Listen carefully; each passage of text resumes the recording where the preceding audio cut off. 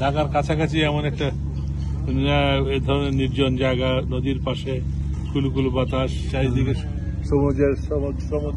সবুজের সমারোহ, নীল আকাশ, আসলেই ভালো, মন ভালো করার জন্য একটা ভালো জায়গা আর কি ঢাকার এত কাছে। এবং আমরা তো ঢাকায় থেকে থেকে আমাদের মন তো হয়ে গেছে আর কি, দূষিত হয়ে গেছে। সেই দূষিত মনকে যদি কিছুটা স্বস্তি দিতে হয়, তাই এই জায়গাটা আসলে খুব ভালো। আমি তো খুব এনজয় করছি, ভালোভাবে এনজয় করছি আর কি।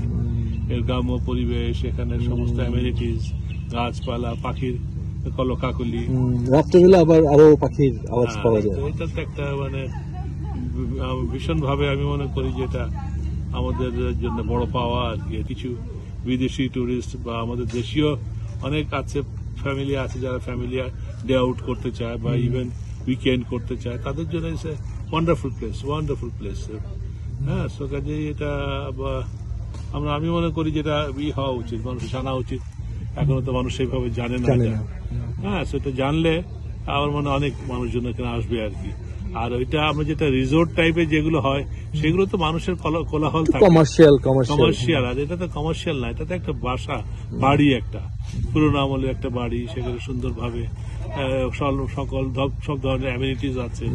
হ্যাঁ, মডার্ন অ্যামিনিটিস আছে, ভিতরে এয়ার কন্ডিশন রুম আছে, ও দক্ষিণ খোলা জানালা, দরজা।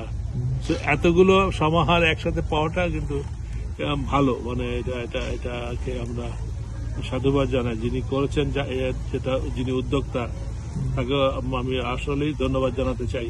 উনি তার মননশীল মনের যেটা পরিচয়, সেটা উনি দিয়েছেন। এখানে আসেন, আপনি আসলে আমার মনে হয় ভালো লাগবে।